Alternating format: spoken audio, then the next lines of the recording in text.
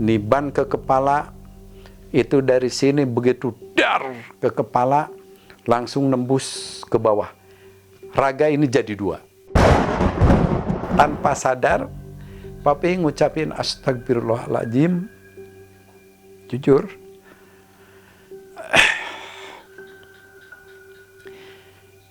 Papi langsung kayak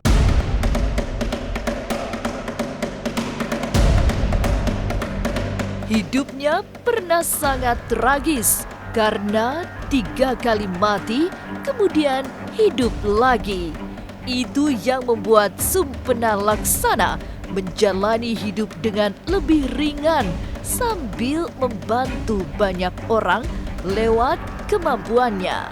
Tapi seperti apa pengalaman Sumpena dalam 3 kali mati lalu hidup kembali? Berikut ini hanya kepada ganjil misteri cerita penuh aroma spiritual itu diurai, termasuk cerita disambar geledek yang dramatik yang nyaris membelah badannya. Jangan dulu berlalu, masih akan banyak keganjilan terjadi di sini. Dan jangan lupa subscribe, like, share, dan komen agar tak ada yang terasa ganjil di sekitar Anda.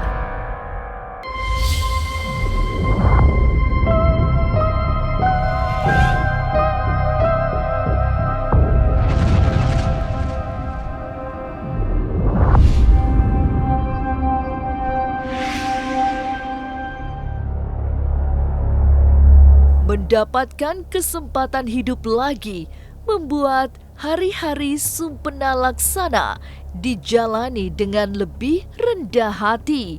Hari-harinya diserahkan hanya untuk kebaikan karena pengalaman hidupnya sudah penuh cerita misterius, bahkan hingga kehilangan nyawa. Kisah yang terjadi pada bulan 9 tahun 90 itu begitu mendalam sehingga tidak akan pernah dilupakannya. ya waktu itu gerimis, berjalan terus gitu. Rencananya Papi sebetulnya mau pulang ke tempat orang tua waktu itu, ya di salah satu tempat di sebelah barat. Karena halilintar, geledek ataupun guntur itu saling menggelegar, dan memang itu terkenal daerah itu adalah daerah yang betul-betul terkenal petirnya sangat besar, gunturnya pun sangat besar, apalagi ke dalam keadaan Papi berjalan di alam terbuka, ya hujan rincik-rincik, ya waktu itu. Nah, di perjalanan sekitar jam 4.30 itu, ya Papi masih tetap berjalan. Tiba-tiba hujan mulai, rintik-rintiknya itu mulai agak deras. Geledeknya pun sama, mulai terus terdengar sering banget. Sehingga waktu itu ada karena lewat perkampungan, bahkan disuruh Pak mampir gitu ya, kata warga yang kita lewati kampung itu. Pak mampir gitu. Saya bilang terima kasih gitu, terima kasih, nanti insya Allah saya kan sebentar lagi sampai gitu ya. Nah ternyata banyak yang menyapa bahwa di perkampungan itu suruh mampir sebetulnya di hujan gerimis itu karena hujan ya. Nah begitu naik di salah satu jalan terbuka itu, naik di sebelah kanan ada rumah, ada pohon kelapa pendek tapi waktu itu kosong rumahnya. Terus di sebelah kiri kira-kira maju dari rumah itu sekitar 10 meter, di sebelah kirinya pun ada rumah satu, itu isi penghuninya ada. Nah menuju ke kebun karet. Dalam perjalanan Papi begitu naik ke depan rumah yang kedua, melewati rumah kedua, Papi terhenti karena suara gelegar geledek dan terus-menerus sehingga ada suatu bola api yang mungkin sangat besar sekali, bahkan mungkin sebesar kursi yang papi duduki ini. Dari atas itu terlihat begitu cahaya kilat, dia langsung begitu mengeluarkan cahaya. Nah, api itu dari atas terlihat besar sekali, yaitu langsung niban ke kepala. Disitulah ada salah satu keajaiban, ada salah satu mungkin yang dikatakan kisah nyata papih yang sebenarnya ada di situ. Sambaran petir di petang hari itu membuat Sumpena Laksana tidak ingat apa-apa lagi. Hanya ruhnya yang langsung melayang melihat jasad terbelah oleh api halilintar yang menyambar dari atas langit. Niban ke kepala, itu dari sini begitu dar ke kepala, langsung nembus ke bawah. Raga ini jadi dua. Ternyata saya sudah badan ini sudah api dari kepala sampai ke bawah, akhirnya nyembur kayak bola api, kembang api, nyebar lagi di bawah yang dari badan itu, karena jaket waktu itu juga pada bolong. Sambil menjerit, papi itu mengucapkan Allahu Akbar. Tubuh bukan hanya terbelah, tapi juga gosong dengan seluruh jaket menghitam. Tapi ia masih sangat ingat kalimat terakhir sebelum akhirnya ambruk. Kalimat yang menyebut nama Tuhan yang nanti menyelamatkannya.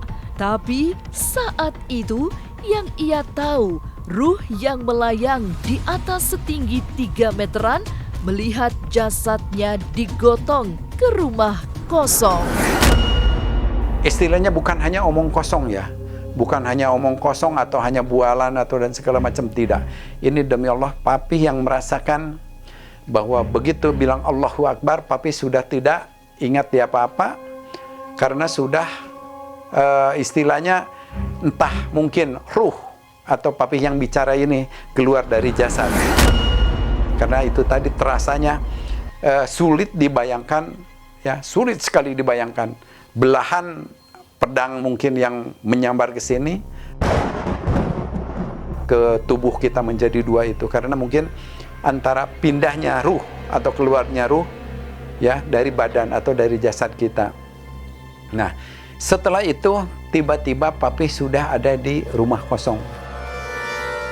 Akhirnya banyak orang yang berkerumun menghampiri ke situ. Disitulah papi mulai ruh mungkin ya, ruh itu ruh yang sudah tidak bersatu lagi dengan jasad papi. Kira-kira dari jasad itu adalah 3 meter ke atas ya. 3 meter dari jasad papi bisa melihat jasad papi yang dikerubunin, semua orang di situ. Ada yang bicara innalillahi wa inna ilaihi rajiun, ada yang bilang tadi bapak itu lewat, saya nanya ke bapak bahkan suruh mampir, dia bilang hanya ucapin iya terima kasih, itu kedengaran. Tubuh Sumpena Laksana dibawa ke rumah sakit diiringi ruh yang terus membayanginya. Lalu bagaimana kisahnya saat tiba-tiba terbangun sehingga membuat semua orang kaget berlarian?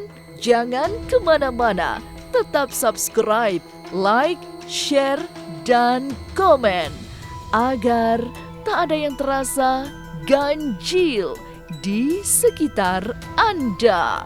Halo, saya Tessa Kaunang. Saksikan ya Ganjil Misteri di YouTube channelnya setiap hari Senin, Kamis, dan Jumat. Sukses!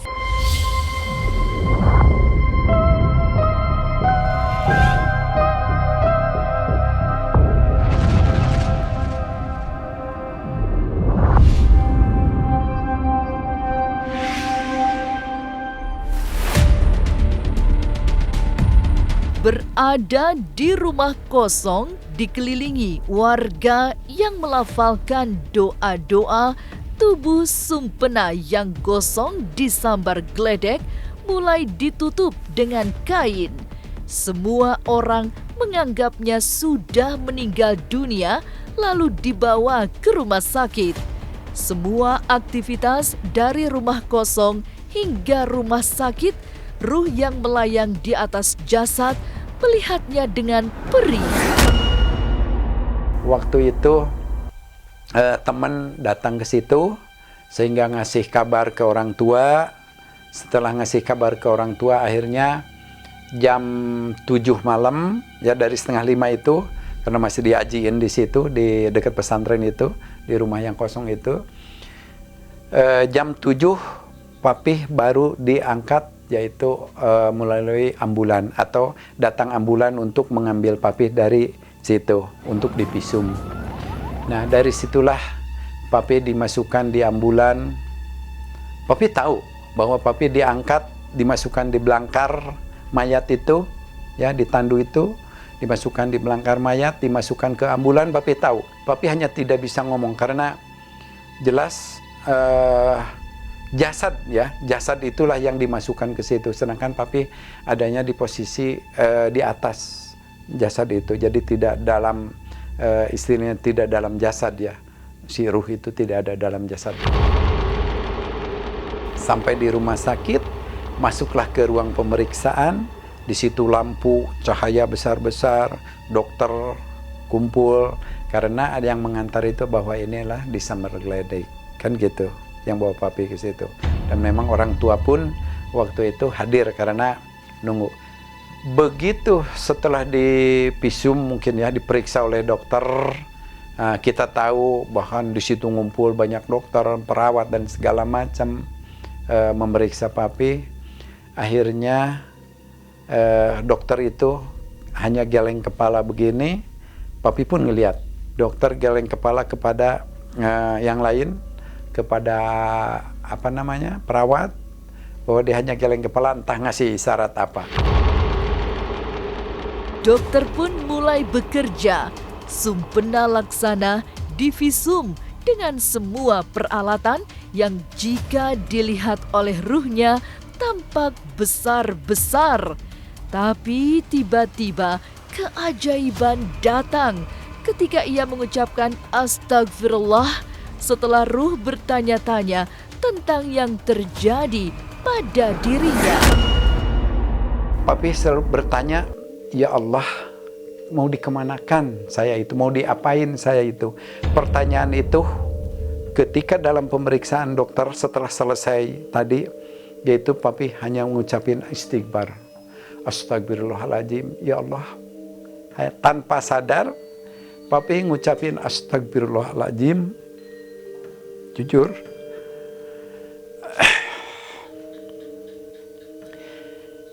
Papih langsung kayak bangun dari mimpi.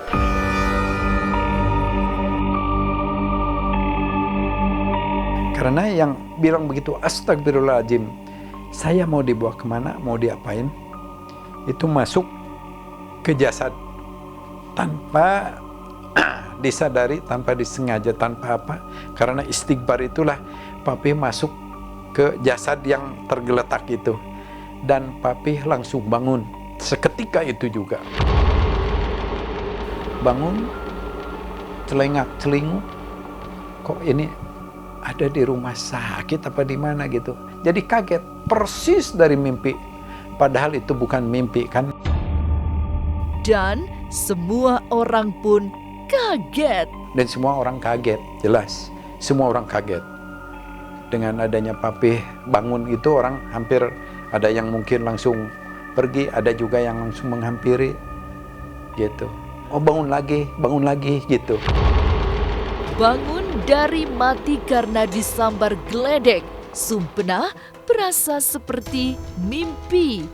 Tapi benarkah bukan sekali itu saja Sumpena Laksana dinyatakan sudah meninggal dunia? Jangan kemana-mana, tetap subscribe, like, share, dan komen agar tak ada yang terasa ganjil di sekitar Anda. Hai, saya Temi Rahadi. Jangan lupa untuk selalu nonton Ganjil Misteri di YouTube setiap hari Senin, Kamis, dan Jumat. Jangan lupa juga subscribe, komen, dan like-nya.